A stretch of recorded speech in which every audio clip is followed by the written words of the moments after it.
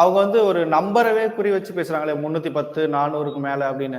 இது வந்து எப்படியும் தேர்தல் முடிஞ்சு ரிசல்ட் வரும்போது தெரியதானே போகுது. ஏன் நம்பரை மட்டும் கார்னர் பண்ணியே சொல்லிட்டு இருக்கிறாங்க? அதான் நம்பிக்கை உருவாக்கும். நீங்க அதாவது நீங்க வந்து எப்ப நீங்க ரொம்ப கரெக்டா அதை பாப்பீங்கன்னா இவ்வளவு கரெக்டா சொல்றா. இப்ப நீங்க வந்து பிரசாந்த் கிஷோர் வந்து 303 அப்படின்னு சொல்றாரு.